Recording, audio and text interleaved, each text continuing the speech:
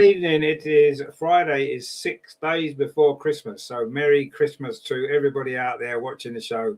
Hope you have a great holiday. This is, of course, our last show before Christmas, and it's going to be a good one because we have had a good week, haven't we? Let's be honest. We have, of course, had two really, really big wins. Better performances as well, which is important. Scored a lot more goals as well, looking much more like the team we expect to be. So we're going to look back on the two wins against Everton, of course, and Leuven from the other night. Of course, there's a game this weekend as well, our final game of 2025. It will be against Crystal Palace in the FA Cup. In the Subway Cup. We played him in the FA Cup last season, wasn't it? So we've got that game to look forward to as well. And, of course, it is nearly the end of what has been a momentous 2025. So we're going to look back on maybe one particular memory from the year that maybe, we might all quite enjoy. So all that's to come, of course, the other side of this.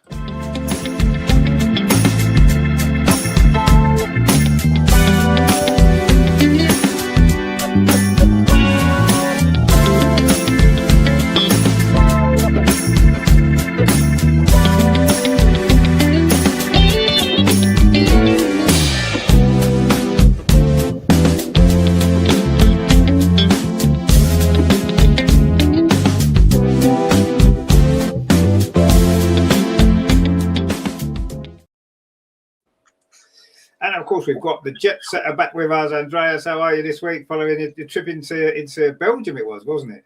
Yeah. Good evening, everybody. I have to smile about your outfit. Fantastic. Yeah, that's great. Yeah, I'm not bad at all. I had a good trip to Belgium, and brought home the win and the fifth place in the table of the Champions League. I think this was the maximum we could achieve on this day. Yeah, I think we're the starter we had to the competition, and I suppose finishing fifth has got to be seen as a positive end. But before we get into the obviously Champions League game, there was of course a game last weekend, WSL game. It was another vital game that we had to win, and it was much better.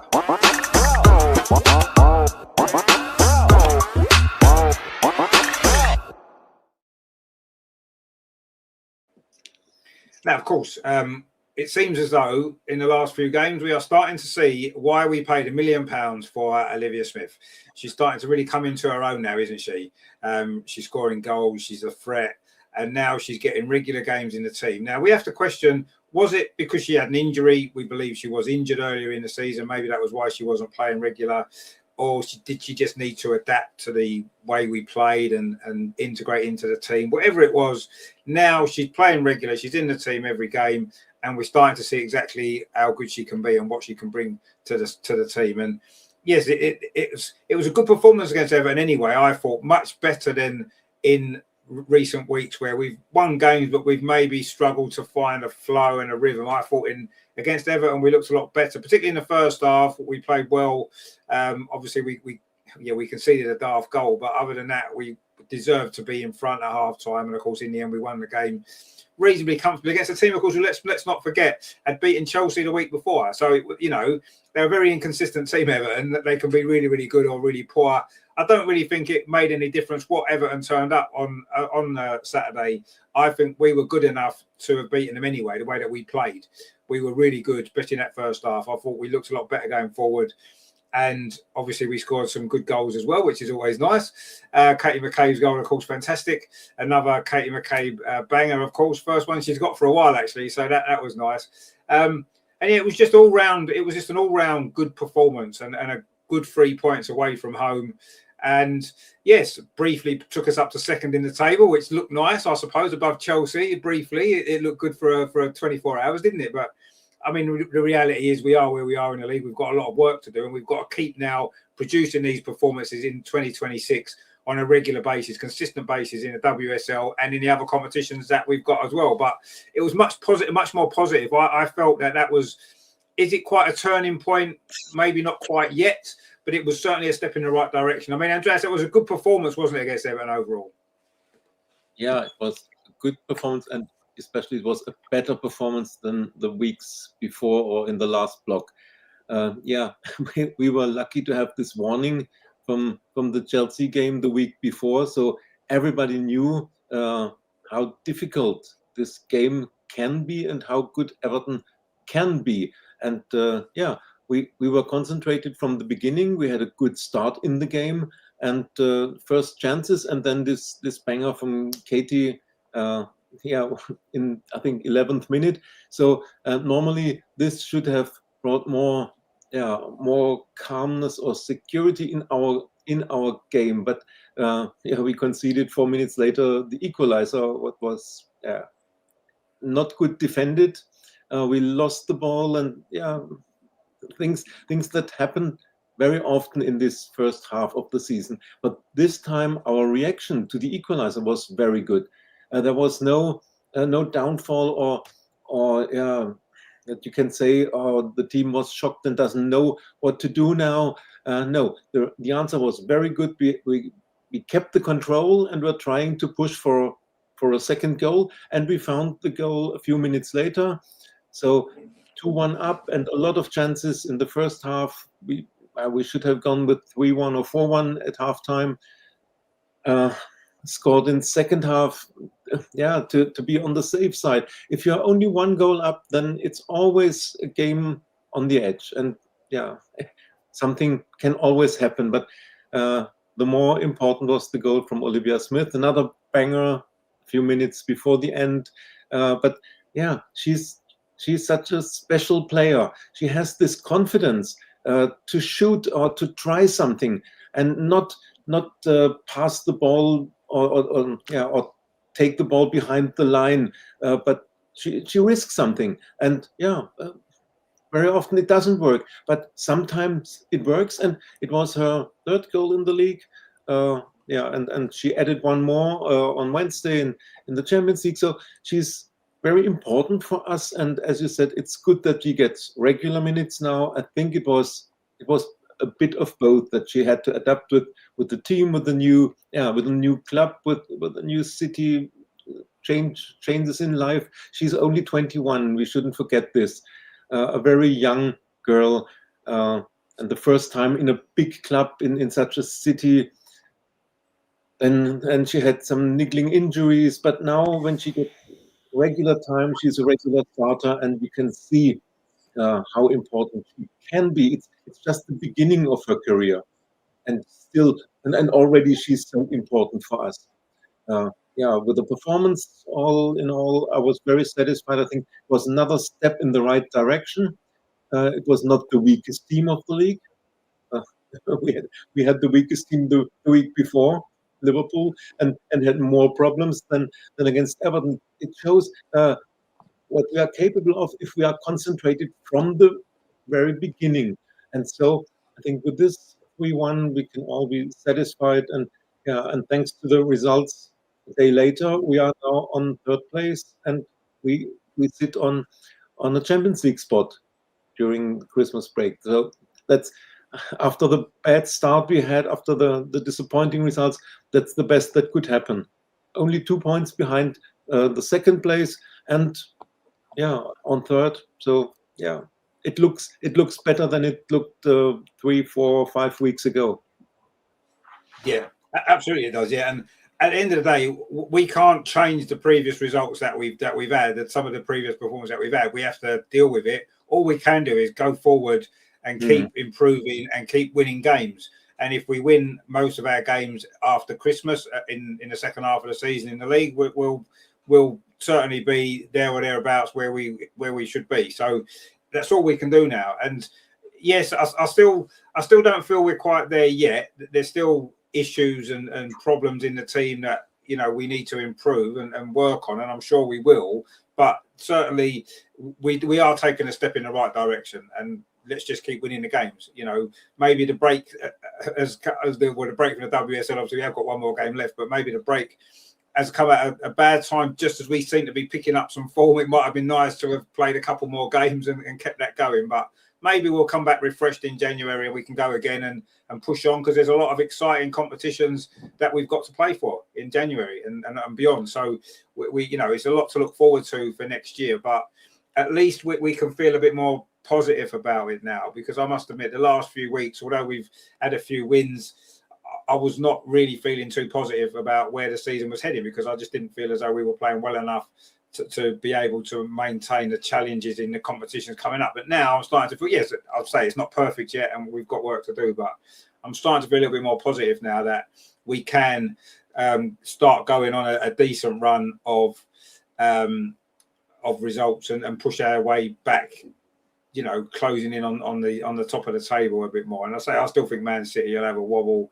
and they generally do. So we need to be there or thereabouts and keep pushing and doing what we can. But it was good. And you're right. I like the fact that when we conceded the goal straight after scoring as well, which is, you know, that's the worst time to concede a goal when you've just scored. And then we didn't let it bother us particularly. We came back and we got ourselves back in front again. And that's the best reaction that you can do. You know, if you concede a goal and you maybe make mistakes at the back, it wasn't great defending again. We've said this a few times, but anyway, we conceded the goal. But it doesn't matter, because straight away we went back up the other end and got ourselves back in front. And then there didn't really seem to be much doubt. I didn't feel that we were going to drop points in that game. I always felt we'd win. It was just a matter of how many would we win by. Yes, the second half was not quite as exciting, but we got the job done. Obviously, Livy got the goal at the end to make it 3-1 and make it safe, and we could all relax and enjoy the rest of the game with a little bit more sort of comfort, I suppose. But yeah, it was a much more positive performance, and I actually enjoyed it. I haven't enjoyed many of our performances recently. It's been a bit of a struggle to watch them because it's been so poor and frustrating. But that was much better. It was a much better step in the right direction, and yeah, that's what we needed as well, I think. We've got a few comments in already there. We've got Lethal Chicken says, good evening to yourself. Treewolf says, Merry Christmas all, and to yourself as well. Terry's with us, says, good evening, Richard and Lordy, indeed. Top Shelf says, Smith playing left side for now, which I think makes a big difference. When Kelly comes back, that will change. Well, not necessarily. I mean, you know, Kelly generally plays off the right-hand side anyway, and you could potentially play Kelly and Olivia Smith, both of them, one each side, couldn't you? I suppose. But let's see what happens when we've got all our players fit and see what the team is, what Rene goes with. But we've got options there. We've got lots of different options when everyone's fit, so which is a good choice to have. Ryan says, Rene in, Rene out, shake it all about. Yeah, indeed, I've changed it this week because we had a good week. We'll talk about Champions League in a minute, actually, because we did some news for the draw and stuff like that. So we'll get into that in a minute as well when we get on to the midweek game. Terry says they got early Christmas present yesterday. Just got the contract working at London City Lionesses. They've just bought a sports ground in Larkfield. Are looking for plans. Looking at the plans for the place. They're serious about winning the W. So yeah, of course they are. They're serious. Yeah, they are. They've certainly got the Wonga they have. Yeah, they've definitely got the Wonga.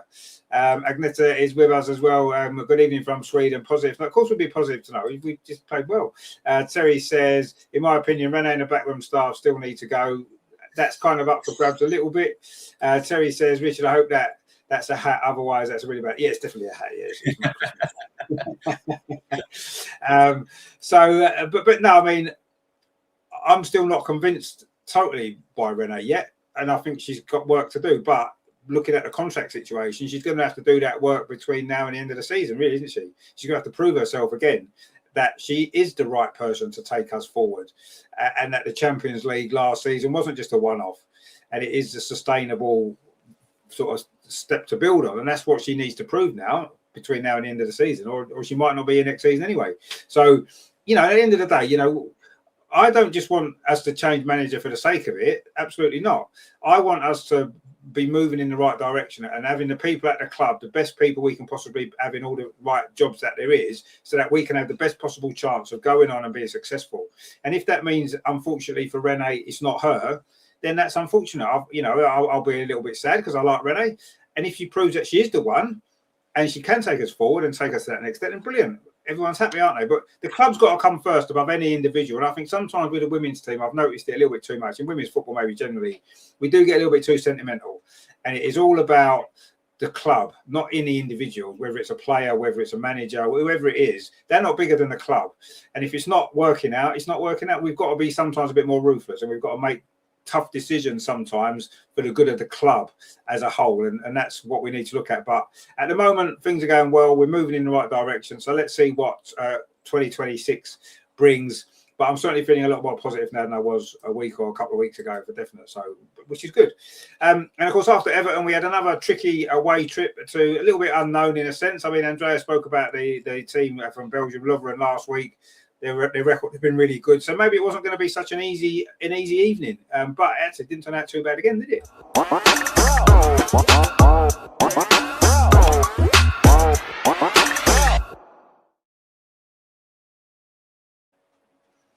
So, of course, Andreas, you was there. What that looked like, I mean, from the vlog, it looked like a really nice little stadium, a kind of a lower league English ground. It looked like ground that we've all been to loads of times, I'm sure. And it just looked a really nice little ground. Yeah, not as fantastic in facilities as maybe the Emirates or some of the other stadiums, but it just looked, from what I saw in the video, it looked such a nice little ground, actually. And it seemed like there was a great atmosphere as well with the Arsenal fans. And it just seemed like a really enjoyable evening. And obviously winning the game obviously helped, a decent performance as well. I mean, it must have been a good trip. I know your journey there wasn't much fun, but once you was there, it sounded like it was a good evening. Yeah. All in all, it was worth taking all the effort. My train had 3 hours delay, and I couldn't go to the pre-match meet up with the supporters club because I arrived at very late, and just headed to the hotel, changed to my Arsenal clothes, and then took the bus to the stadium. And from afar, you could hear the Arsenal supporters. They made a fan walk from the city center to the stadium, and there were 2 blocks totally in our hands. And if you think it was a record attendance for Belgium, 9,800 or something like that, and 1,100 from Arsenal supporters. That's I must laugh because I have friends in the German talk, and they are Eintracht Frankfurt supporters. And last time they said for an away game, we have about 50 supporters from us going to the away game. 50. We have 1,100, and not in the same country, but traveling from London to Belgium, to a small city like Leuven. Not easy to reach, and just fantastic. It was like a home atmosphere for our team, and the team made it a very comfortable evening. I think it was a very good performance, very concentrated. And I think the preparation must have been good, because last week we spoke about the results from Leuven. They only had lost against Barcelona 3-0. All the others drawn, and one win. And against us, they had never the chance of scoring or creating anything. We dominated from the beginning. We scored nice goals, very good combination and creating chances. And even after the second goal, we were 2-0 up. We were concentrated. We were dominant. And at halftime, I was a bit afraid. 2-0 up in Champions League, it gave me these Bayern Munich vibes, where we were 2-0 up and had a fantastic first half. But Leuven is not Bayern, and we were concentrated in second half. Very good that Leah Williamson got 8 minutes or so against Everton, and now about 15 or 20 minutes, and you could see how important she is for the defense. There were 2 situations in which her reading of the game, her positioning, where she's standing, was so good and so important that she prevents situations to come up, and that's very important. And we have now Kim and Leah back, and when Kim went out, then Leah was in, so it always was one of our leaders on the pitch, and that's so important. And another word about Kim Little. I think the time when she was out, and now the 2 games or 3 games she was back, shows she's, despite her age, she's the most important player in our team. The heart and soul of everything. And when she's on the pitch, you always know there is someone who reads the situations, who reads the game, and someone you can pass the ball in. Even if she's under pressure, she knows. She finds a solution. She knows what to do, and so important for the whole team. Leading by example, as everybody says. And Lotta had a very good game. Once again, positioning in the defense, in the air, very good. And I think Kyra secured her place in the starting 11. It's the last games she was good and growing with every game, and of course it helps Kyra that she has Kim besides her, and I think the midfield has found itself now with Kyra, with Kim, and Mariana in the 10 position much better than as a holding midfield, as a number 6. Interesting to see that Taylor Hines played right back and Foxy was rested for most of the game. This was a bit surprising. And in the attacking line, Beth Mead on fire. I think she has really a good first half of the season, and the last games very important. And also for her, she's not the fastest player anymore, but she's very intelligent. You see how she adapts to situations. She knows when to invert, to come inside, when to stay out on the wings. And so thumbs up for Beth, very good performance, and a fantastic goal from her. So all in all, very good performance and 3 points. Brilliant atmosphere, was really worth to make this trip, and I'll be back in Leuven in February for the playoffs. Hopefully with from the Deutsche Bahn then. No, exactly. I mean, it's funny how the draw works out. I guess that, we have to play them again in the playoffs, but maybe that's quite a good thing now because we know we've got the better of them. And yes, it's a different game. It's over 2 legs next time, and then it'll be totally different. But we know we've got the beating of them now, and I think that draw has actually worked out quite well. Yes, it'd be nice to have played a different team that we haven't played yet, but I guess the nature of the new league stage is there's always that possibility that you could play the same team that you've played in the group. And Man United are the same time that they're playing a team that they've already played as well. It's just the way it's worked out, unfortunately. But anyway, we're in there, and that's the main thing. And to finish 5th after the start we had, losing 2 of our first 3 games, is a decent effort. We can't really be too disappointed with that. I think 5th was the best we could have hoped for at that particular point, and that's where we finished.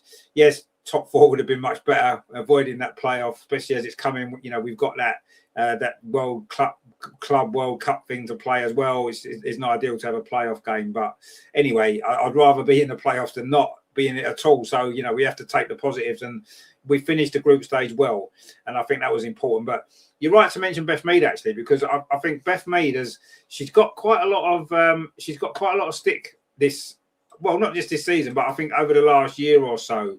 I think she has taken a lot of stick, and I think it's taken a very long time to really recover from that injury, and I think not only physically, but also maybe mentally for her as well. I think she's gone through quite a difficult time mentally all the way through her injury and her comeback, and obviously Viv leaving has added into it, what happened with her mum and stuff like that. She's had a tough time, Beth, and I think maybe we've been a little bit harsh, and not us necessarily, but I think people have maybe a little bit harsh on her sometimes, because she doesn't look as sort of fluid as she did before injury. She's not quite the same player she was before, but we probably shouldn't have expected her for that to happen. Now, as you rightly said, this season she's been good, and she seems to be getting better and better as the season's going on, and she's now starting to score some really important goals as well. And she's always good for a goal. We know that.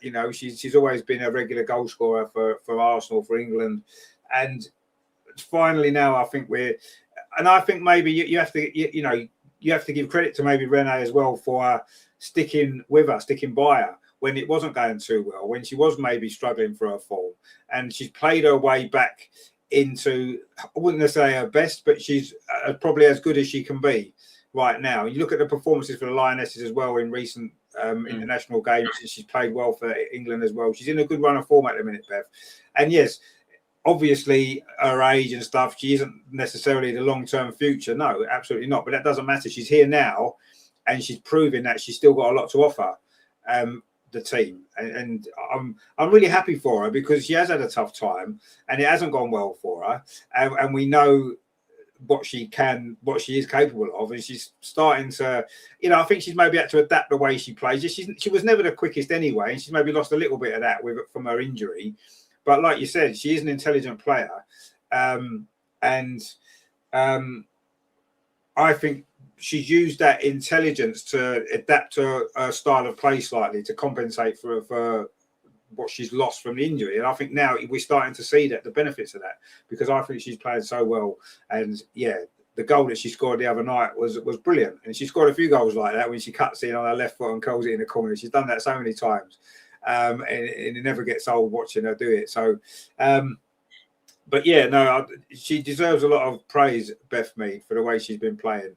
Especially as she has received maybe some unfair criticism, and we've maybe done it as well over time, because maybe she set the standard so high that we kind of almost expect that to be the way she plays all the time. And unfortunately, due to various different circumstances, she's found that difficult to do. But she's getting back to her best, I say, and well done to her, because it has been tough. And yeah, I've been delighted with her performances, and another great goal, as you said. And yes, it was a really professional performance, wasn't it?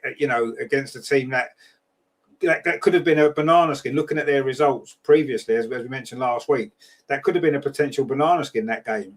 They kind of needed some points to guarantee they'd get in. As it turns out, they've got in the playoffs in the end anyway, but they couldn't have took that for granted. So they wasn't going into the game just thinking, it doesn't matter, we're through. They needed to try and get a result. So it was a good performance from Arsenal, and I thought from start to finish, really, we were in control of that game.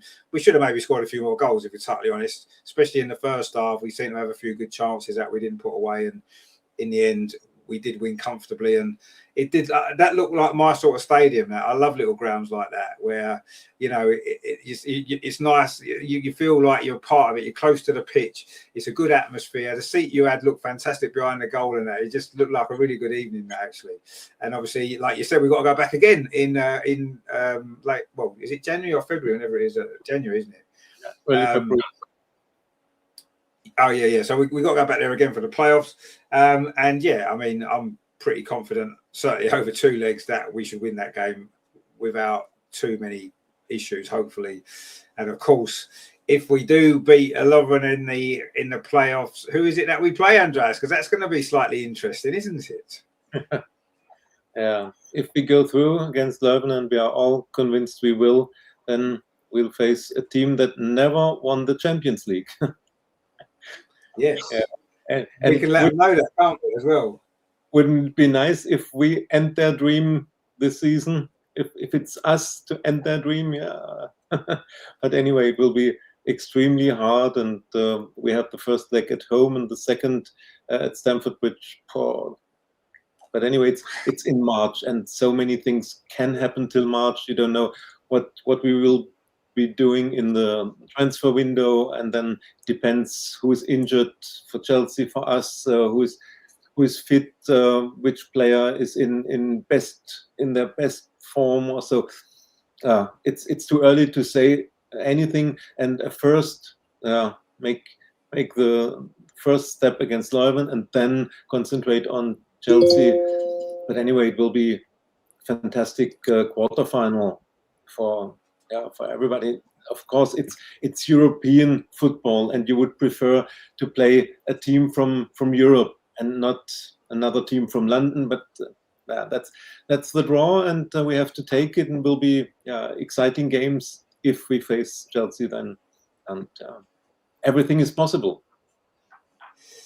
Absolutely. And we saw from the game at the Emirates a few weeks ago that, if we turn up and play our game, we can beat them. We know we can. We should have beat them that particular day if it wasn't for some terrible decisions, as we know. So, yeah, I certainly this season, the way Chelsea have been playing, certainly recently, I wouldn't fear us playing them, certainly over two legs. I wouldn't fear them.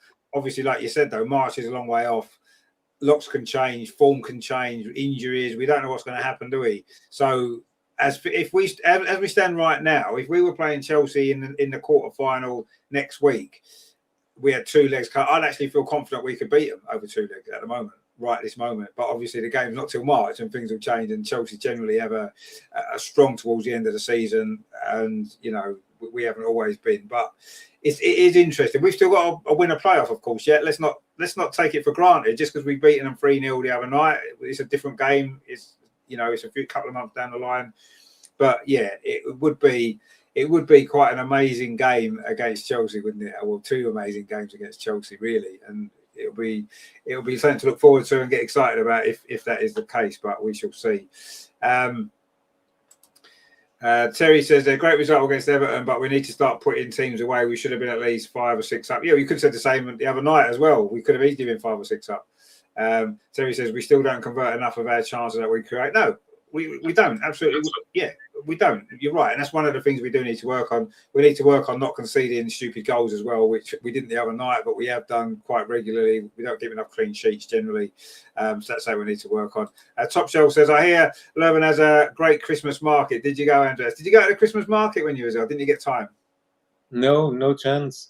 I could only head to the hotel and then by bus to the stadium and after the game back to the hotel. So no, I have seen the Christmas market and the day after the game when I walked to the railway station, I walked over the Christmas market. But the real atmosphere of a Christmas market is in the evening when it's dark, and I couldn't.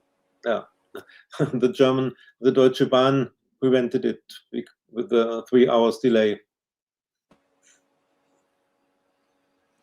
Oh, good stuff. Top Shelf says, it looks like the team is getting healthy. Yeah, we're starting to get players back fit, and that's always a positive.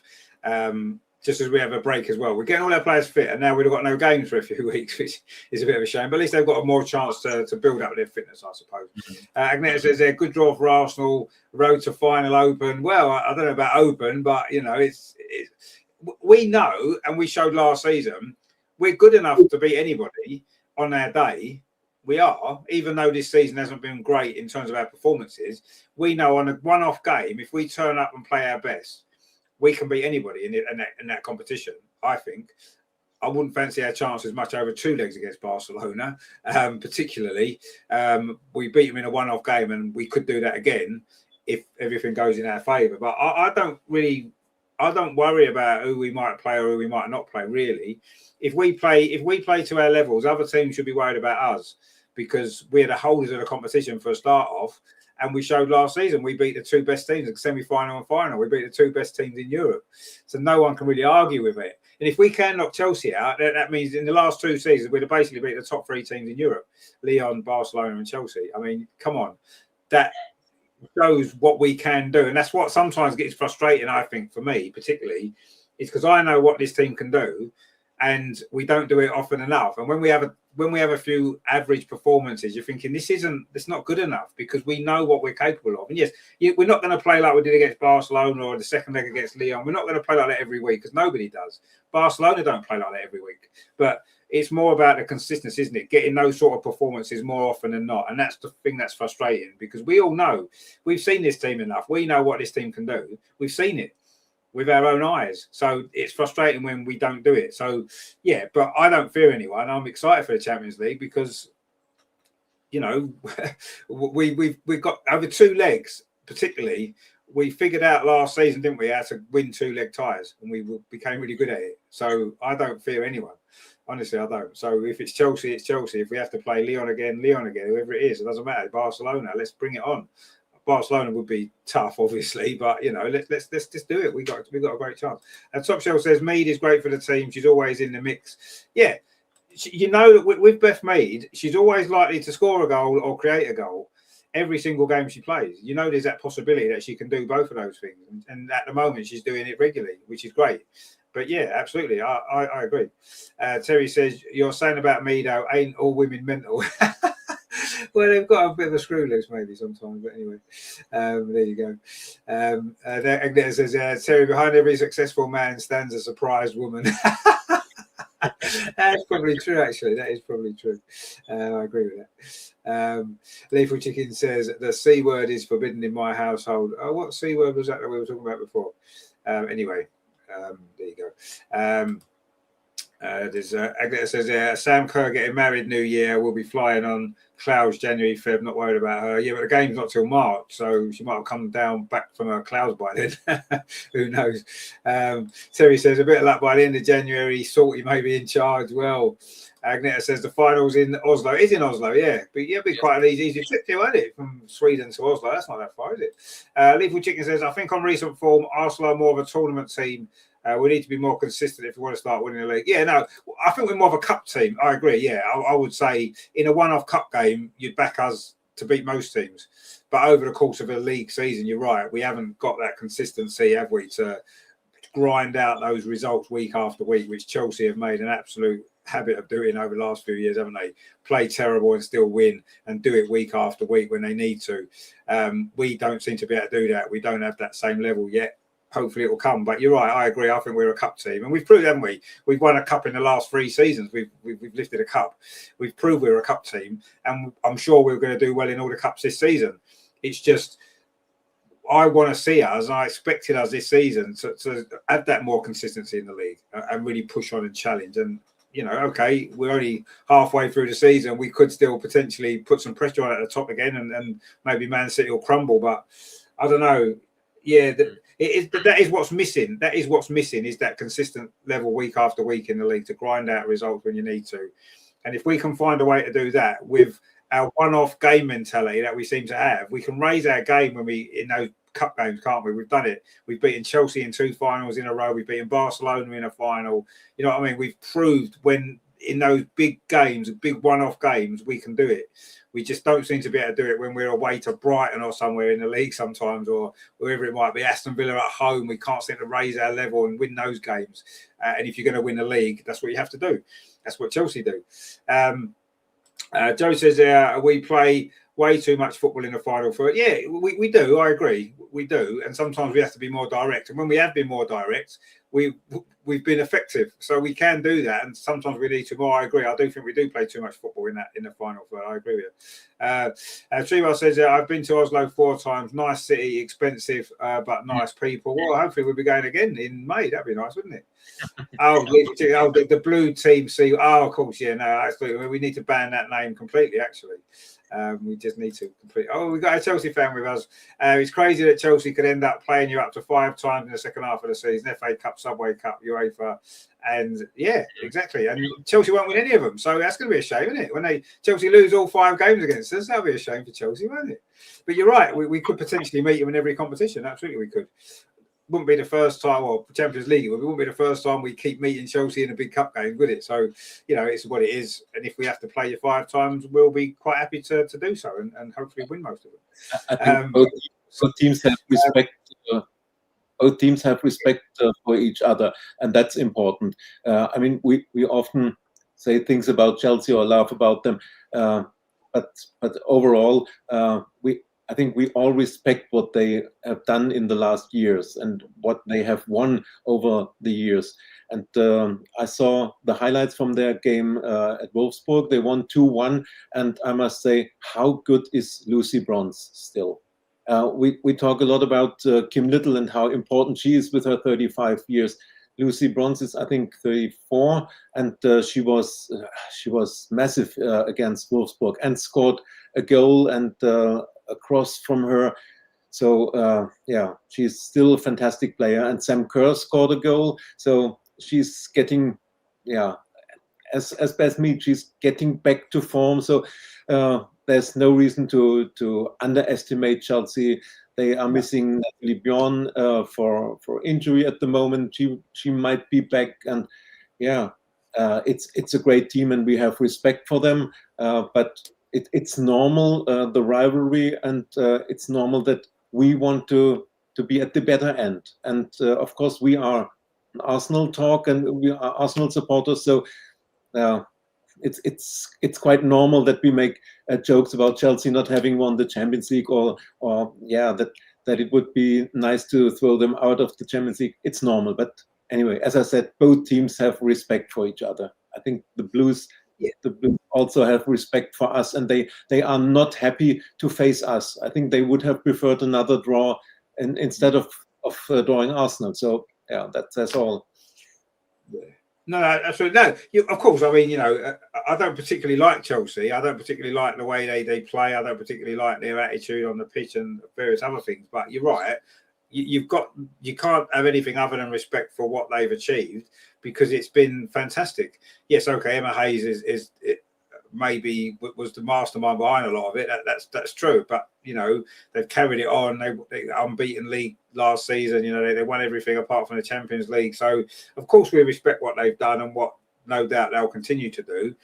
But they're the sort of games that you want to test yourself against, isn't it? It's all very well beating Everton and beating Leuven and all these other teams. It's great. We want to win as many games as we can. But it's when you play against teams like Chelsea and Lyon and Barcelona and Bayern Munich and the top teams, that's when you really learn about your team. I love playing against Chelsea. We don't often beat them, but we haven't done in recent years. Certainly not when it's really mattered. But I enjoy playing against them because it is a big rivalry and it's an exciting game. There's more at stake because it's Chelsea. Even the other week, when we played in the league, we looked like we were out of the league title race anyway. It didn't matter. It was Chelsea, and we have to do everything we can to beat them because they're our biggest rival, and it makes it for a great game. And they're the best games of the season for me. They're the games I look forward to. And if we have got to play Chelsea 5 more times this season, that'd be fantastic for me. I'd love that.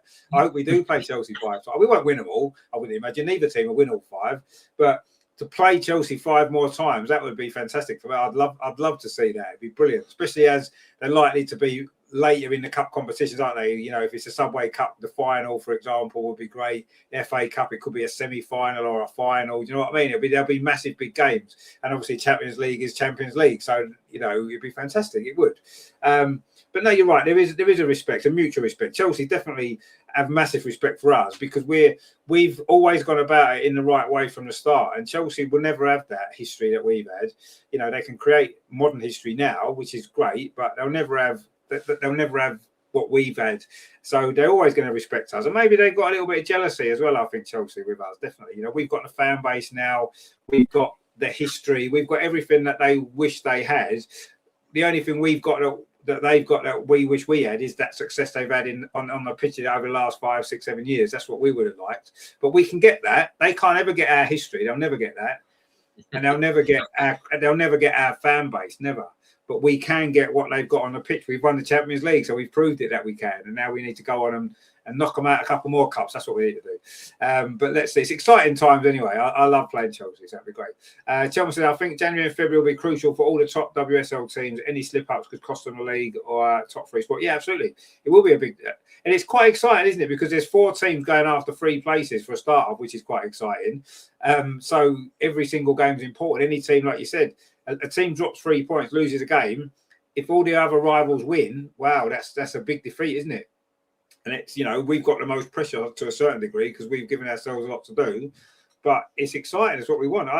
It's much better when it's like that. Then you've got your top teams, your top 3 already sorted out and pulled away, and it's no contest. It's nice to have this, really. And even if we end up on the wrong side of it, it's going to be an exciting second half of the season, and that's what you need for women's football. That's what the WSL needs. It doesn't need one team to run away with everything. It doesn't need it to be, similar results all the time and not predictable.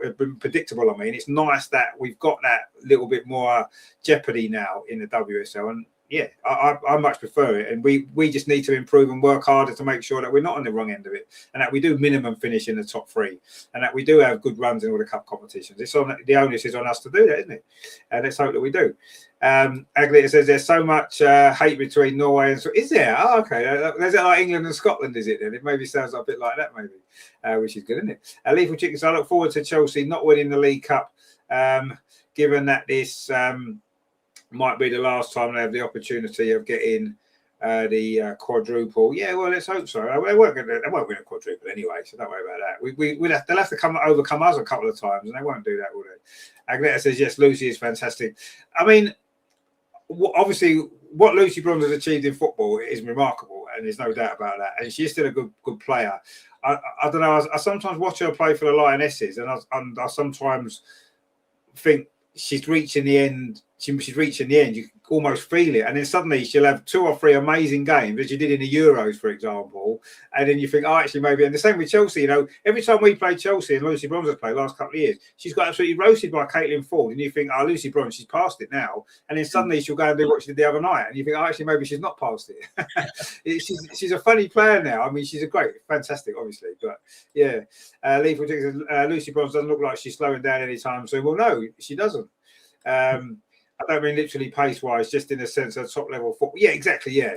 I think pace-wise, she maybe is slowed down a little bit, to be fair. But I think you're right, her football brain and her... And it's not even just about that. It's when you reach a certain age in sport, it's a willingness to want to keep doing it at that top level. Because it's easy, isn't it? When you've achieved everything that Lucy Bronze has achieved, for example, international level, at club level, she's pretty much won everything it's possible to win. So what motivates her to keep doing it now at her age? She just think, no, I'm just going to put my feet up and I've done it all. What more can I do? And the fact that she's still got that motivation to keep going every week, turn up every day for training, push herself, that's an elite mentality. And you can't, you can have all the skills in the world. You can be the best technically gifted player in the world, but if you don't have that mentality, you'll never reach that top level. All the top players have got it, and Lucy Bronze is one of the biggest examples of that right now. Her mentality is incredible, and that's why she's still doing it, what she's doing at her age now. Still, she's still one of the most respected players in Europe, quite rightly so.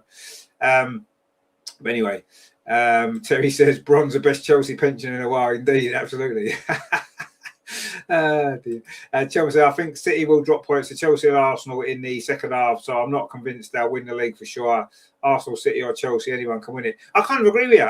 I said the other week, City for me, yes, okay, it's slightly different this season maybe, but they always fall away towards the end of a season. Every season they did it. Do you remember a couple of years ago when they were almost going to win the league and they were 1-0 up against us with about 5 minutes to go, and that had virtually won them the league, and they conceded. Yes, okay, we won the game. It was brilliant, but they threw that game away, and they threw the league away, and they'll do it again. So I'm not overly worried about City at the moment. They're doing well, but I'm not overly. I still think they'll fall apart at the end of the season. So we just have to keep winning.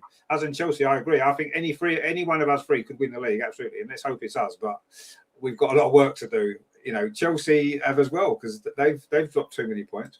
Tribar says if Renee is never going to play Jenna, we should release her and sign another midfielder in the window. Yeah, I mean, I'll be surprised if she's still here in the end of January window. I'll be amazed if she is. Just doesn't seem like she will. Andreas says, when will Bompasta learn to speak proper English? I mean, to be fair, I can't speak Spanish or French, so she's done all right, really. Do you know what I mean? But she can speak better English than a lot of English people. So, she's doing all right, really. Andreas says, sorry, but I think Man City will win. Well, they may do. I'm not convinced by them at all. So let's see. I hope it does. Srivar says Inspector Clouseau. Yeah, that's quite good. Yeah, Inspector Clouseau. Yeah. Poirot. Oh, yeah, maybe Poirot. Yeah, that's another one. Yeah. So there we go. Joe says Bronze is focused on one more thing, and that's the World Cup 27. Yeah, maybe that's what. Maybe you're right. Yeah, maybe it is what's motivating her to keep going, because she wants to win that World Cup. It is the one thing that's missing, isn't it? I suppose from her CV, I suppose, is the World Cup. So yeah, maybe that's the one thing that's keeping her going, and that's good. Terence says they're not worried about City 8 titles in 10 years. No, we're talking about the women's team now, my friend, and the City's women's team haven't won 8 league titles in 10 years. I mean, the men's team, yeah, the Man City will definitely win the league, the Premier League. I've got no doubts about that. But in the WSL, they won't. So, yeah. Chelsea says Lucy's a warrior, and with Carpenter as a competitor, it's getting tough for Sonia to decide who to play. Yeah, but I mean, that's what top managers have to do, don't they? You have to have squad depth. Every top team needs squad depth, so he's not going to be moaning, I'm sure. Lethal Chicken says, talking about wanting to keep on doing it, I think we have seen that with Beth a lot in recent months, with the Euros Champions League, and with Chloe and Olivia coming in to compete for a start. Yeah, and again, maybe you're right. And I do think that, international competitions, especially for the Lioness now, because we're winning stuff, getting to finals, I think that the Lioness players who maybe are coming towards the end of their career maybe are more motivated to keep going, because they do want to stay in the England team. They do want to play in the World Cup. They want to try and win the World Cup, having missed out last time. So, Beth Mead missed out on a tournament completely. Leah Williamson missed out completely. These are players that are going to want to have got something to prove in that next World Cup. You're right, and same for Arsenal. We're signing players, and everyone needs to step up, don't they? To keep your place in that team, you've got to step up your performances, or you won't get as many minutes. So there we go. Terry says, yeah, footballers have a hard life, turning up to train every day, being fed and watered, and then making their own way home. Well, I don't think it's quite like that as much in women's football, is it? I think, yes, men's football, you're right, absolutely. They get everything done for them. And the women's football is becoming a bit more like that. But I'm not saying it's a hard life. It's a lot of pressure in their life, isn't it? They've got a lot of pressure because they're in the spotlight. And it is. I mean, I'm sure we'd all trade our jobs for being footballers in our lives. Absolutely, of course we would.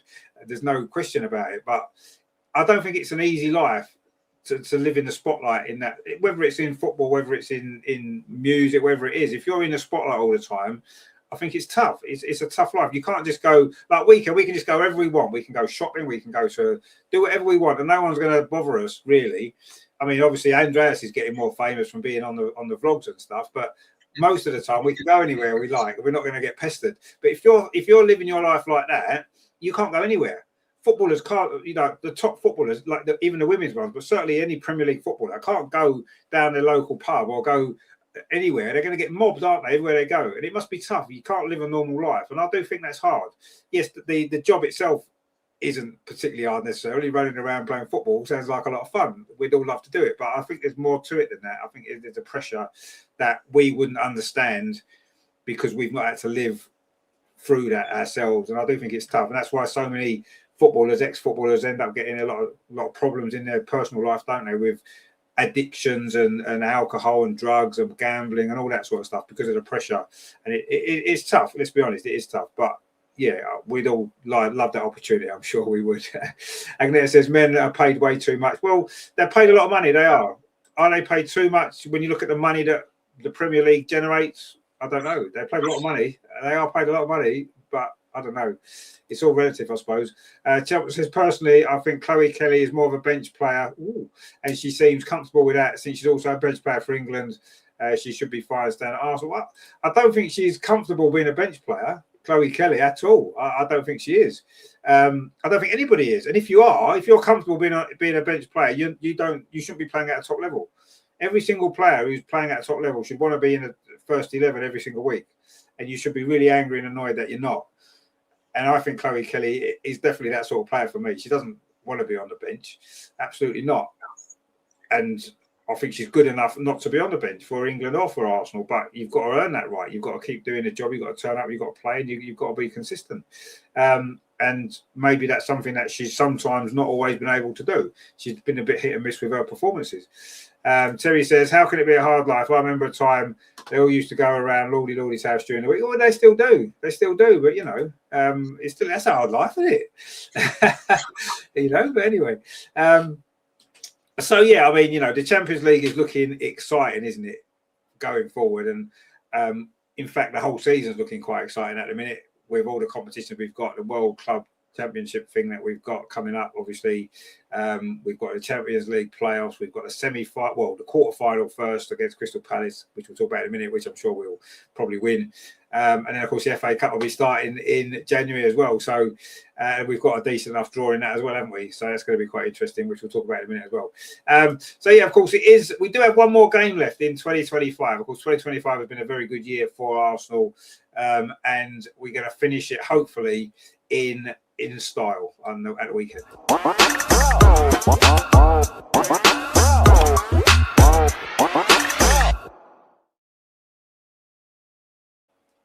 So we've got obviously Crystal Palace in the quarterfinal of the Subway Cup, which obviously is a game we should win fairly comfortably. I would expect some changes in the team.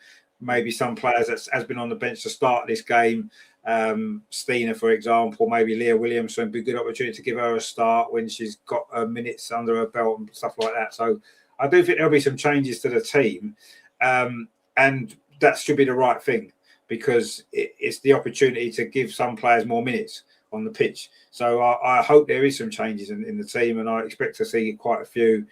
But either way, I do expect to see a a victory, a fairly comfortable victory. I mean, Andreas, it's a nice game to finish the year with, isn't it? Let's be honest.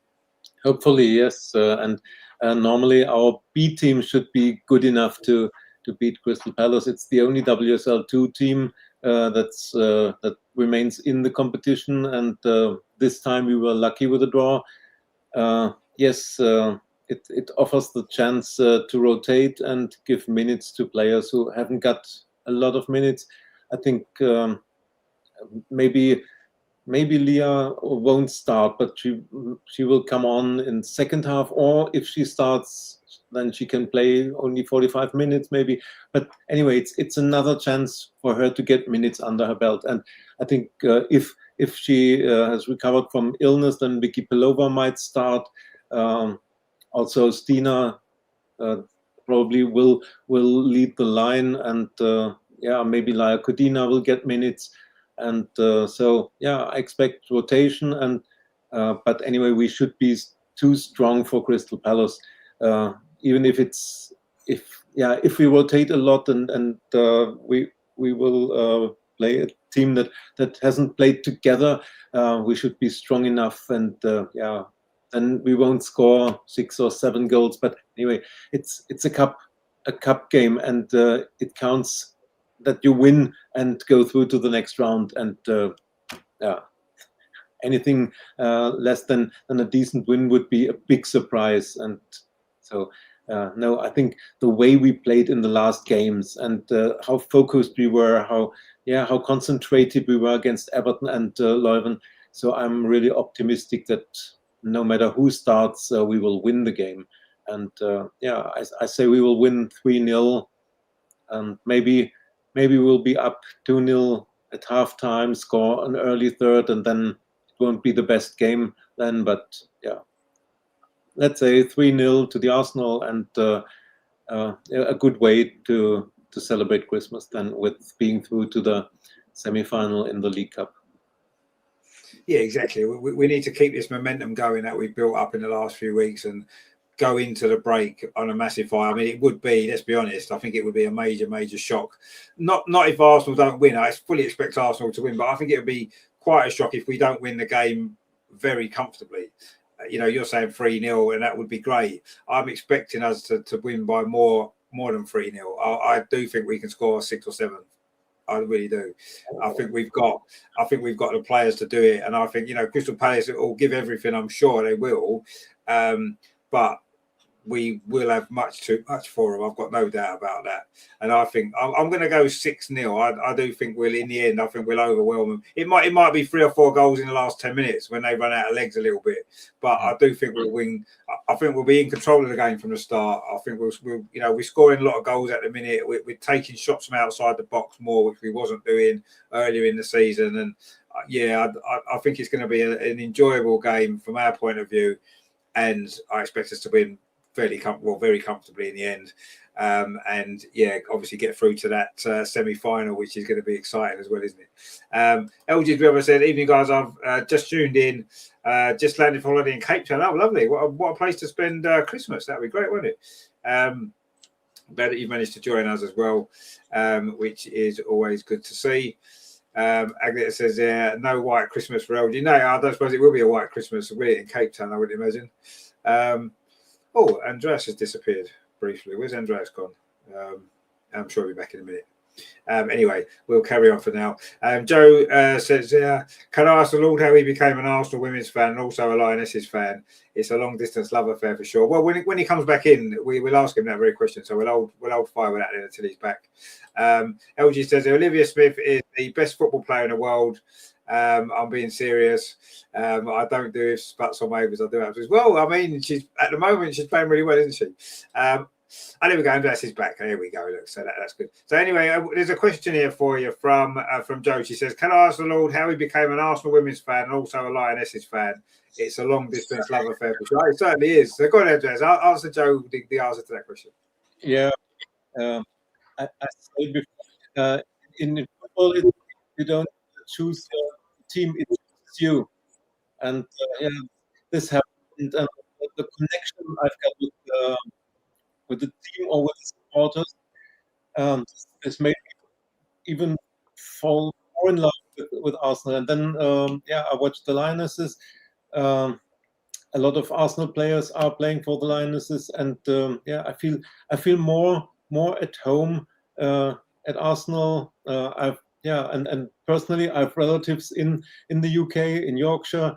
So I always have had this connection with England or with the UK, and the way the supporters act, and we are all one family, and it's different than in Germany, and the atmosphere in the stadiums, the way football is in everybody in the community.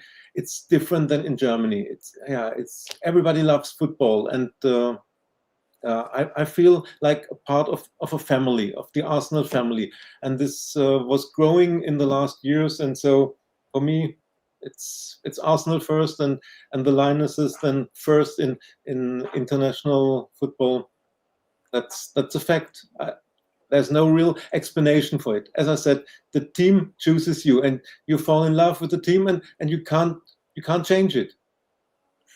It happens, and then it stays for the rest of your life. Exactly. You're right, absolutely, and I think you're right.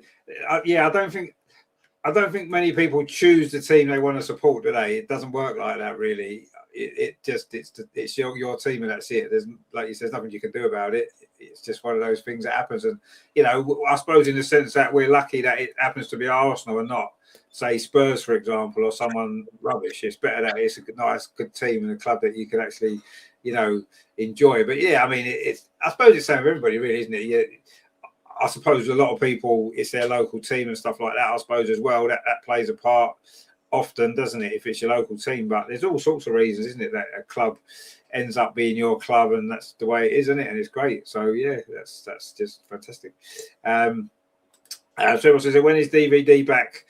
Well, hopefully after Christmas in the new year. A bit of luck if all goes well. Hopefully, because we've been without her too long already. Leuven Jinx, I hope there aren't too many changes. Remember what happened against Villa last season when Renault made a lot of changes in the game? We should have won comfortably.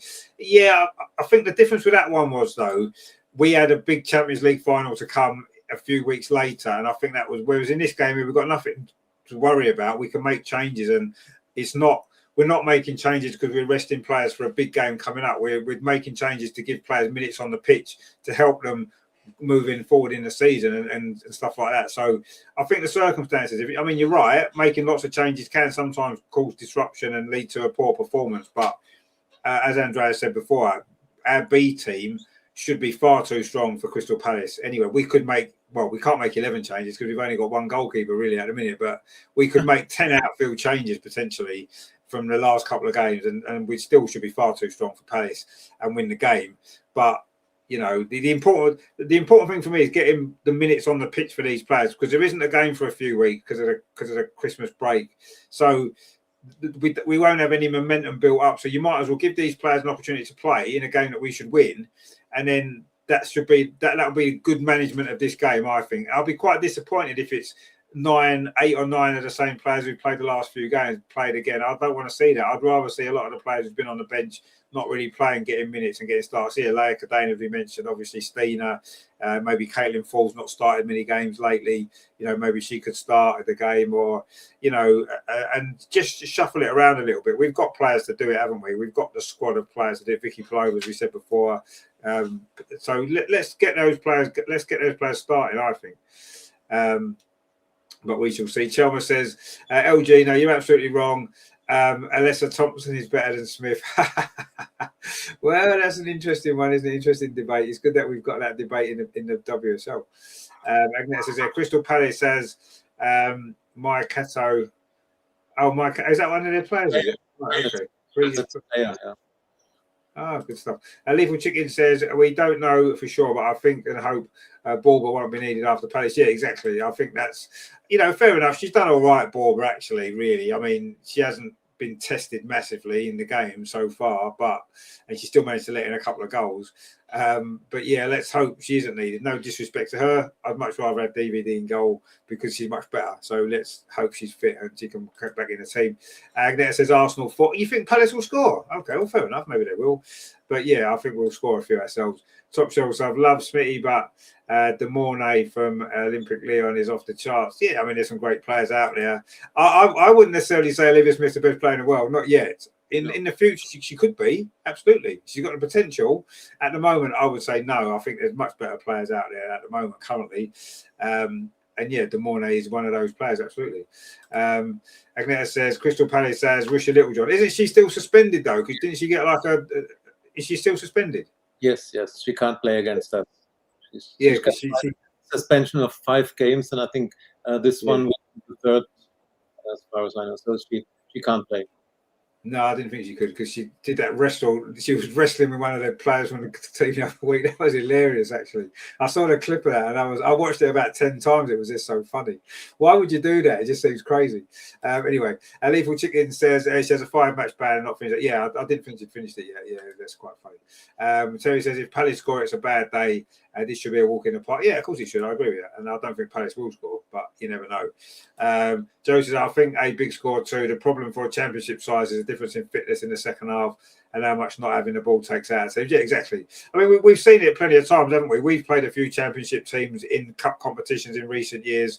And for sometimes 50, 60, 70 minutes, the game's reasonably close. Or not close, the score's close. We've dominated. And then, you're right, the fitness kicks in. We've got players off the bench that we can bring on, like world international players. And the other team in the championship haven't got them players they can bring off the bench. And that makes a difference. So that's why I think in the end of this game, I think last 10, 15 minutes, we'll score a few more goals for that very reason. And we've done it before in plenty of times against similar sort of teams. And you're right. That is the biggest difference. And that's why when teams come up from the championship, they struggle in the WSL. Because of that very reason, until they can establish themselves and start getting some better players in and get a bit more money and stuff. Chelma says, I think Smith's dribbling is easier to defend compared to Thompson. Smith relies more on strength and pace, whereas Thompson also has pace, but he's unpredictable. You never know what she'll do next. Well, I think Smith's quite unpredictable, actually. Really, she's the one player in our team. If you look at our team, we are quite predictable. Most of our players are quite predictable. You almost know what they're going to do. You can't always stop them because they're very good at it, but we are quite predictable. And I think Olivia Smith's the one player in our team who isn't predictable. She pops up and does things that no one else does in the team. And I think that's one of her biggest strengths, actually. Yeah, her dribbling is fantastic as well. I mean, you're saying it's easy to defend. I don't think it is. If it was easy to defend, she wouldn't be dribbling past 5 players and scoring a goal every week. You know, so it's not easy to defend, is it? I mean, Thompson's a great player, don't get me wrong. And it's a nice comparison to have because they're both very good players and they're both playing in the WSL. It's great. And who's better at the moment, I don't know. I think right at this moment in time, the last 3 or 4 games, I think Olivia Smith's better. Because look at what she's been doing. Look at. I'm not saying Thompson hasn't been doing well, but Chelsea are struggling a bit at the moment, aren't they? We're finally starting to find some form. So at the moment, I'd say Smith is just edging it right now. Joe says, well, we're lucky to have you, Lordy. Indeed, of course we are, absolutely. And that's the most important thing, isn't it? So there you go. Agneta says, Frida, yeah, I think maybe Frida will play. Yeah, you're right. I forgot about her, but yeah, I think she might play as well. Chelma says, Olivia Smith and Thompson are good, but they're not world class yet. Players like De Mornay and Pina are on that level. Yeah, they're not world class yet. No, absolutely not. But its potential's there, isn't it? And that's all you can hope for, really. LG says, I don't care if anyone says Olivia Smith is the best footballer in the world. No, I'm glad you're sticking by it, my friend. I'm glad that you're sticking with that, and that's fine. She's a great player. We love her. But anyway, you know, she's got work to do to become the best player in the world, but who knows? It's possible, and that's the main thing. And Terry says, congrats to Ajimang, by the way. Yeah, just in case you're not aware, Michelle Ajimang did win the Young Sports Personality of the Year last night, which was good. You know, obviously for her exploits in the Euros as much as anything else. And so, yeah, well done to her indeed. She's had a good year. Obviously, it's not ended particularly well for her because she's out with this terrible injury. But it's certainly a year where people now know who Michelle Ajimang is, when before they didn't. So it's been a big breakthrough year. And I'm sure big things are to come for her in the future. And, of course, it was a good night, wasn't it? Because Thierry Henry won the Lifetime Achievement Award as well, which of course he deserves because he's one of the greatest footballers ever. Talking about the best player in the world, I think there was a time when Thierry Henry was definitely the best player in the world for a couple of years back in 20 odd years ago. Agnes says Bunny Shaw. No, not Bunny Shaw. No, we're not having Bunny Shaw. Not at all. We don't like Bunny Shaw. So yeah, Crystal Palace Schools will be our last game of 2025. And what we are going to do is, it won't be next week because next Friday is, of course, Boxing Day, and I'm sure we'll all be busy with Christmassy stuff. But the week after, maybe into the first show of 2026, what we're going to do is we're going to have a proper review of 2025, the highs and the lows and all the good and the bad. But before that, what I thought we'll do is, for a Christmas, like I suppose a Christmas special, we can call it, we are going to look back on maybe what will always be the biggest memory of the year.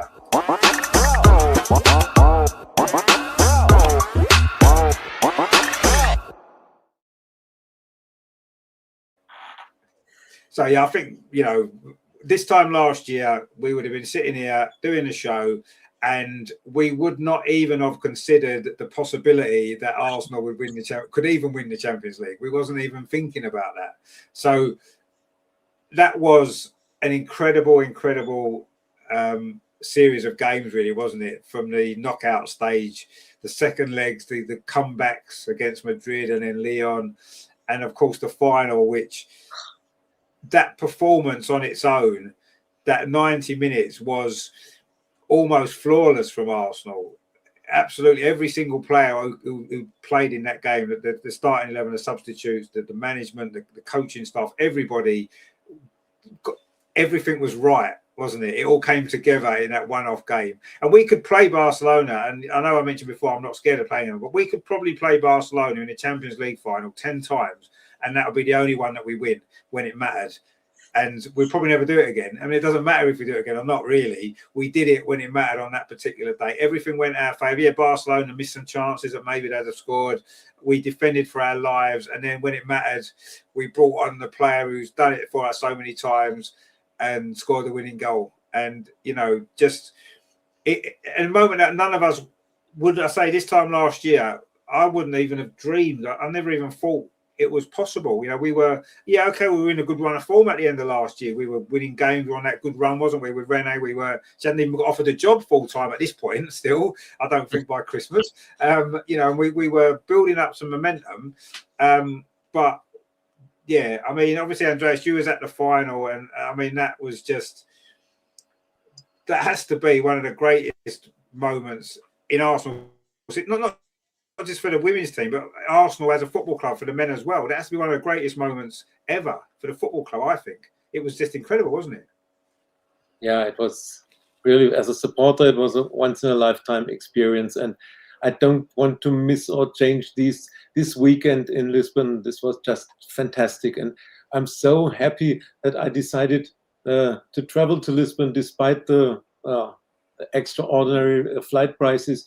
I remember that I was thinking, should I go? Is it worth to pay £400 for a flight to Lisbon for a final, which we are probably going to lose? And then, this was going through my mind. And then the next day, I thought, okay, maybe we'll never reach a Champions League final again in my active supporters time, so I go. And fantastic, the whole weekend with fantastic weather, then the fan zone and meeting so many other supporters, the celebration before at Pink Street, where all the Arsenal supporters came together, and the game itself, fantastic performance, and then celebrating with the team. And I will forever remember all the game and all these moments. And after the game, when the team was singing North London Forever with the supporters, you could see how proud every player was, especially Leah and Lotta, these Gunners for life. And it's an experience you can't take it away, neither from the team nor from us supporters. It's forever in our mind, and I'm so thankful that I was there in Lisbon and could experience this with the team. Fantastic, and the performance from the team was just perfect. When it mattered, it was perfect. Every player was on top for these 97 minutes, and great memories perfect moment in the year. Yeah, exactly. I mean, the perfect moment, not only in a year, probably ever. Like you said, I mean, it is one of them. It is one of them moments that will live forever because it was, yeah, incredible. And what I liked most about it, and I think you're right, that you know, obviously we won the Champions League under its previous kind of incarnation back in 2007, when it wasn't anywhere near the competition it is now. So to have won it in the modern era, and I think, you know, the fact that we have over the last 3 or 4 years, you know, we've been getting the crowds we've been getting at the Emirates, you know, sellouts that would never thought were possible. We've been the club that's been leading the way, haven't we, in women's football in this country? We've been leading the way off the pitch, certainly, with the way that the club marketed the women's game, the way that we really cashed in on that Euro success in 2022 and have really pushed on as a club, you know, with the support and everything else. And I think that was almost the accumulation of all of that hard work that's gone in the club off the pitch as well. You know, the supporters, the staff, the players.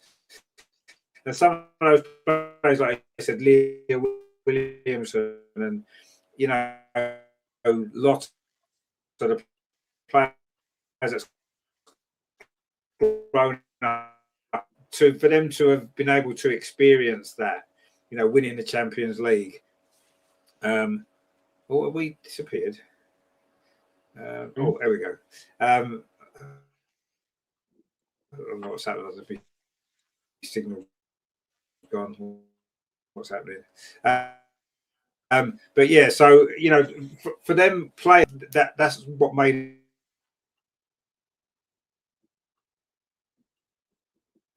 Oh, my signal going again. What's going on? What is going on? I can see you.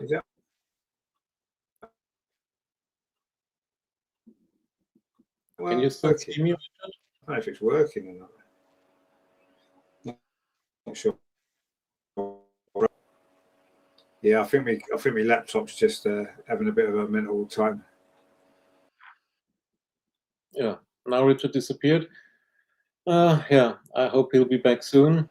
Yeah, we were talking about Lisbon and this fantastic weekend, and yeah, I met so many supporters, and even the day after, I made this tour with a tuk-tuk through Lisbon and met Arsenal supporters everywhere. There were the red shirts, and yeah, even the Portuguese people on the streets, they saw us with Arsenal shirts and were waving to us and say congratulations or something like that. Yeah, it was just a weekend to remember forever, and yeah, fantastic. And the performance from the team, we said it. Every player was on top. I think the way we defended, all 11 players defended well, and everybody gave their everything. So yeah, it was fantastic, and the way to Lisbon was also great. I remember the 3-0 at home against Real Madrid was one of the best atmosphere I ever had in at the Emirates. Fantastic when we scored 5 goals in the second half. So let's hope that Richard is back. At the moment, there is only a black screen, Richard. We can't see you. Can you hear me? I think he's still working on his technical problems on the laptop. Yeah, of course, it would be nice to experience this again in Oslo in May 26. But anyway, it will be a difficult way.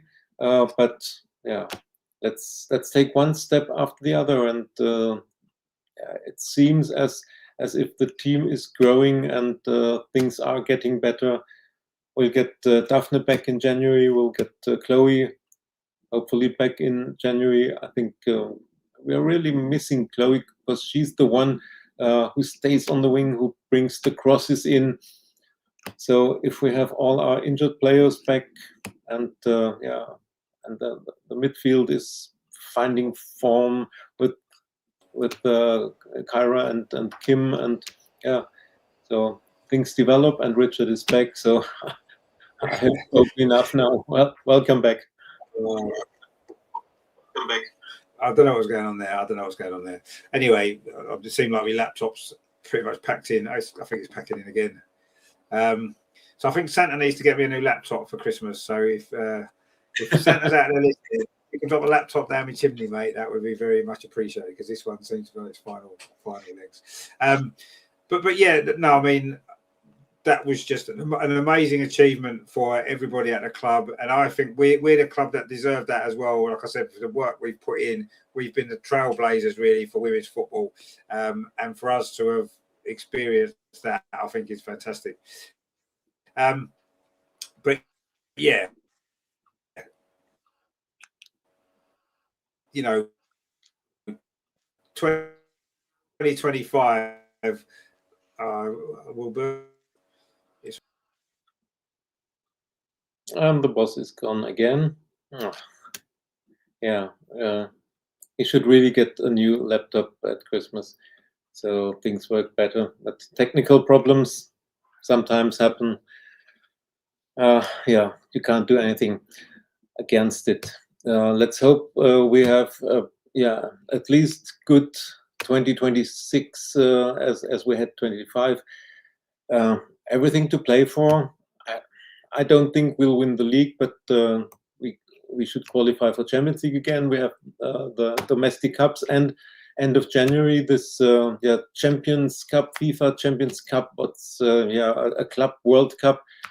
And we are facing the team from Morocco in the semi-finals in Brentford.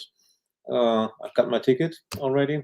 And then hopefully in the final, we will face Gotham, the current US champions, at the Emirates. So it will be a home game. And I've got a ticket there too for the third place match and for the final. It will be held on 1st February. Let's see. I think we should be strong enough to beat the team from Morocco. And Gotham is, of course, favored against whom are they playing? Or was it team from Corinthians or something like that? South America. Yeah, let's see. It's the first time that this Champions Cup is held for the women's, and it's great that we qualified by winning the Champions League for it, and will be interesting tournament in end of January, and our host is back. I'm glad.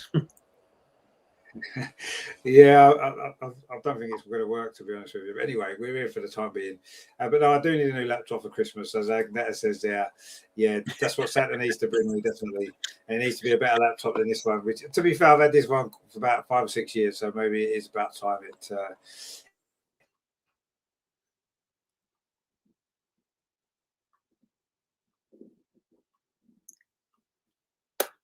Yeah. And now he's frozen. Is Richard frozen, or oh yeah, he's gone again. I hope our viewers are still here, and yeah, I know you would prefer to see Richard and hear his opinion. And now it's only me talking all the time and trying to say to discuss interesting things. Okay, I spoke about the Champions Cup, and then in March, hopefully, we'll see the quarterfinals of the Champions League, with the first leg at home and the second at Stamford Bridge. Yeah, difficult task, but as Richard said before, these are the games we want to see as supporters. We want our team to play the best teams of the league or of Europe. And last Champions League season showed that everything is possible, and the games against Madrid or Lyon, and of course the final, showed that the team, or what the team is possible to do and to reach it. It's just fantastic. So if you finish fourth in the league and you're not qualified for the Champions League, that's terrible. So this must be our aim, to reach the Champions League again, because we can't rely on winning the tournament and have a go through to the league phase again. Maybe, but it will be difficult. Yeah, interesting weeks to come. and we're still waiting for Richard to come back. What will the January transfer window bring? This is another interesting subject. I think we have to do business because we have the eldest squad in the league, and we missed the chance to bring new younger players. There's only Olivia Smith coming in, who's 21.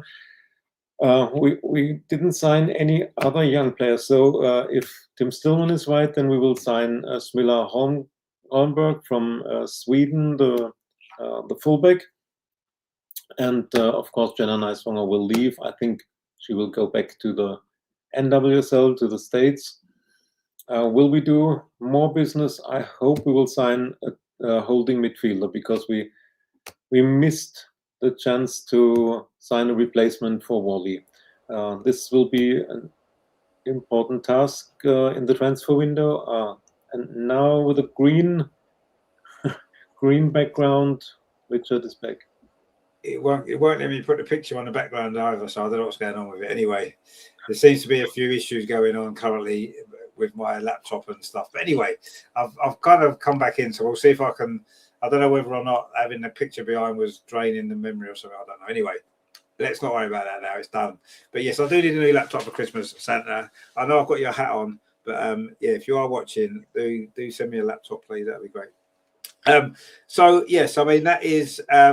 You know, no matter what else 2025 has brought everybody out there this year, I think the one thing it will always be remembered for is that fantastic night in Lisbon, day in Lisbon, where, you know, we did what seemed impossible. So, you know, that has made this a great year, really. Everything else that's gone on, you know, it almost pales into insignificance in some ways. We won the Champions League against all the odds. The modern era of fans who maybe missed 2007, and the players that have come through the club who wasn't playing then have now managed to experience that. We've all managed to experience it, and I think that's fantastic. And yeah, while it's a great memory, a fantastic memory that will never be taken away, I've said it before, we need this. We need to build on this. You know, we need it. We need that to be a platform, and it still could be. You know, the season's been disappointing so far. Maybe a little bit of hangover from that, not from that day in Lisbon. Maybe it's difficult, isn't it, when you've won that competition, to follow it up and do it again and do it again. And I don't know whether or not we've suffered a little bit, but let's hope that 2026 can bring us some memories that are, if not quite as good, maybe not far away. And of course, you know, it was a great summer in there, wasn't it, when the Lionesses winning the Euros as well. So we've had quite a good year, really, haven't we? Overall, 2025 not been too bad, has it? Let's be honest. It's Andreas says it's the magic hat. Yeah, that's maybe what it is. I was a bit worried about it. I'm thinking, is it the hat that's causing? Maybe the hat's like interfering with a signal or something. I don't know. Maybe that's what's happened. I don't know. Maybe that's what it is. Maybe it's a hat. That's what it is, definitely. Anyway, Joe said, with these Champions League games in March, does that clash with the Asia Cup? Do we have the Aussie girls for those games? Oh, I can't. When is the Asia Cup actually? It will be around about that time, won't it? Asia Cup is February. Yeah, because it's just after that other thing, isn't it? We should have them back, and I think it could be a problem for the first leg with the if Australia reaches the final.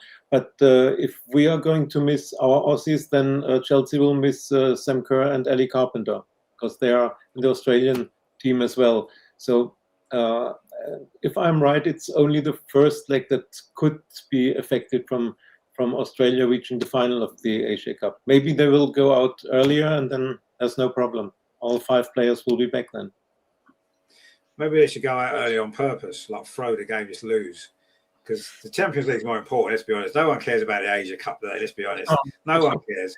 It's all about the Champions League and the WSL, isn't it? And the Euros. No one cares about the Asia Cup. So, yeah, it may have some impact then. But, yeah, Lethal Chicken says Asia Cup is the 1st to the 21st of March. Oh, okay. Well, there you go. So, yeah, I mean, at the end of the day, look, we've got a squad. And if we happen to lose the 3 Aussies because they're over there, they're over there. We have to cope. That's the way it is. That's football, isn't it? You know, player can get injured. We could lose players for injury, and we've got to cope, haven't we? We can lose players to the Asia Cup. You've got to cope. You know, that's the way it is. And if that's the way it goes, and they're not able to play, they're not able to play. We find 11 players who can play and do well and represent the club in the right way. So, yeah, I'm not overly concerned. Yes, we'd miss them, of course. They're 3 good players in our squad, but you know, at the end of the day, that's the way it goes. And like you said, Chelsea will have players missing as well. So, but let's see what happens. But anyway, I'm not too worried about the Asia Cup. I'm worried about the exciting things that's coming up in 2026, because we've got so much still to play for, haven't we? In the league still, there's lots up for grabs there, and of course 4 cup competitions which we can win. Let's try and win a couple of them at least, shall we? That'd be nice, wouldn't it, for 2026? We're probably not going to be at a top 2025 really, unless we do it again, I suppose. So let's do what we can and still make 2026 a memorable year. You know, we've won a couple last 3 seasons. Let's make it 4 in a row, shall we? Let's go and win another one, and that would be really good. So yeah, all to play for still, and I'm feeling a lot more optimistic now. You know, 2025 might be finishing, but 2026 could be another really exciting year for us. Again, let's hope so, because yeah, there's so much still to look forward to, isn't it? But not the Asia Cup, because we don't care. But yeah, so 2025 has been a memorable year, really, hasn't it? And we will do a full review of the year in January the 2nd. We'll do that just because it's Boxing Day next Friday, and you know there'll be stuff going on. Are you available on the 2nd of January, or are you travelling about somewhere? Let me just check. I think yes. Yeah. 2nd of January is okay for me, yes.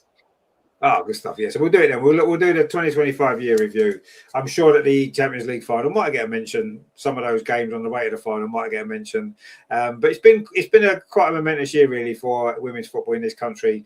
Not just for Arsenal, I say England as well. So there's lots to look back on, lots to be to enjoy. So we'll do that in 2 weeks' time, and then of course we'll be back once the season is back underway again in January. It's Man United's the first game, isn't it, that we've got as well, coming straight back into it all, which is going to be a tough one, but an exciting game to come back into. So we'll look forward to that as well.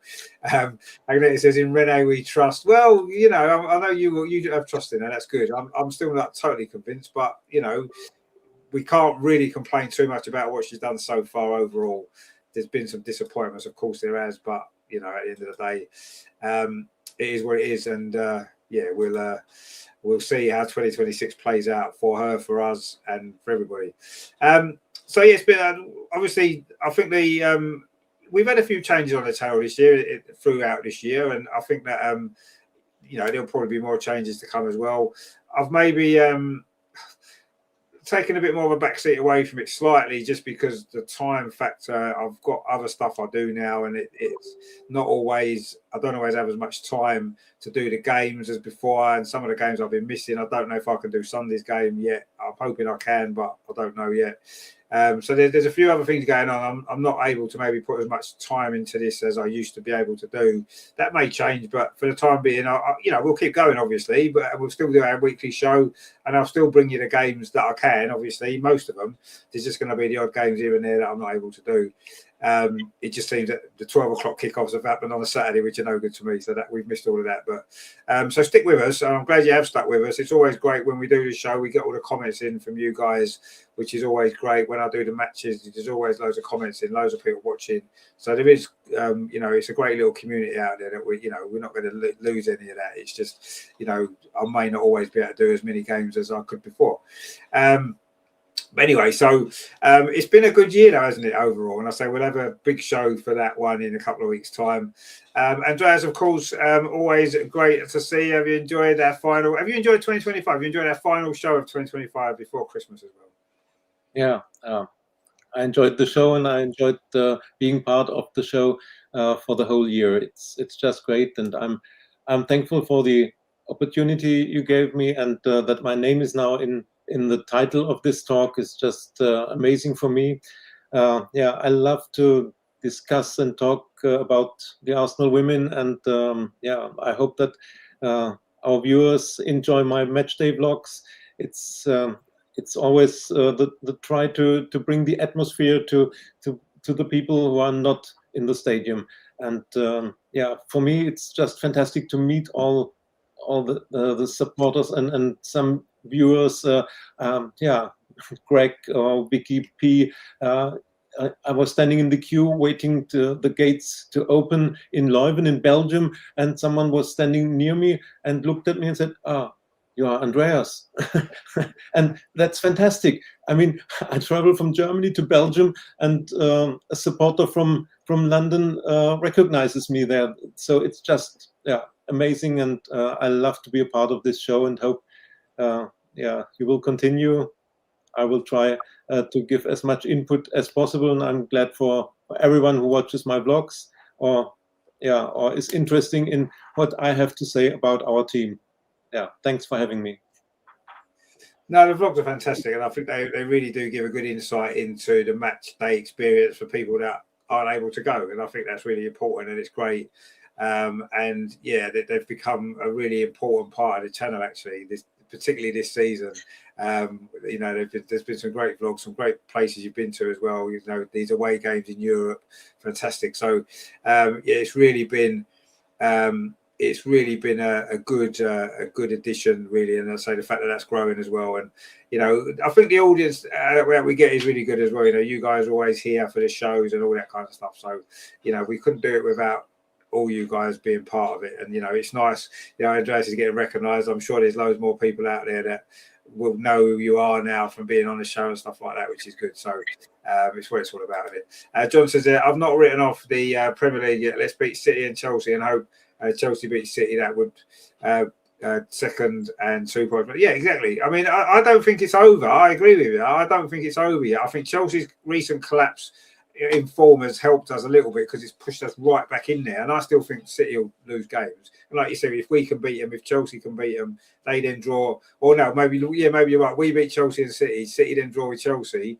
Then yeah, maybe that's what we need. Or maybe Chelsea beat City and then Chelsea will end up doing something stupid and we'll beat them. Terry says, Lordy, you're part of the furniture now. Indeed, he absolutely is part of the furniture, there's no doubt. Almost as much as the furniture as you are yourself, Terry. That's how it is. And it's good to have you back, actually, as well, Terry, by the way, because I know you've been absent for a lot of the season, so it's good to have you back the last few weeks. So yeah, that's it then for, well, it'll be it for 2025, actually. Our next show will be in 2026. Wow, can you believe that? What incredible how quickly this year's gone, isn't it, really? I mean, it seems like only yesterday we were looking forward to 2025, and now we've finished with 2025 and 2026 on its way. Incredible. So yeah, we will see you in 2026. Do have a great Christmas, everyone. You know, whatever it is that you do, however you choose to celebrate it, that is brilliant. Enjoy it. You know, whether it's with your family, whether you're going down the pub, whatever you do, enjoy Christmas. That's what it's all about, isn't it? And then we can all have a little break and come back, and 2026 is going to be another epic year, I'm sure. There is, of course, I say one more game left for us all to enjoy on Sunday. So hopefully I'll be able to bring you that game. I don't know for certain yet. I'll see if I can swing things around and be able to do it. If I can, I will. If not, I'll say Merry Christmas to everybody. Merry Christmas to Andreas, of course. Merry Christmas to all you guys in the chat, everybody that's contributed to the show this year. Agneta as well, look there, look some Christmassy things looking there, which is nice, isn't it? So yeah, thank you very much to all you guys. I say it wouldn't be the same without you. John says, Merry Christmas, Happy New Year, chaps, and all in the chat. Indeed, and yourself. The time for the game on Sunday is it kicks off at 1 o'clock, I think it is. 1 o'clock, I'm pretty sure it's 1 o'clock kick off. I'm sure it is. Yes. Yeah, 1 o'clock. Well, that's UK time, of course. I don't know what time it is in Sweden. I don't know if you're behind or ahead, or we're the same now because we moved their clocks. I don't know. Anyway, it's 1 o'clock UK time on Sunday. So hopefully I'll be here for that. I'll say if not, have a great Christmas, everyone.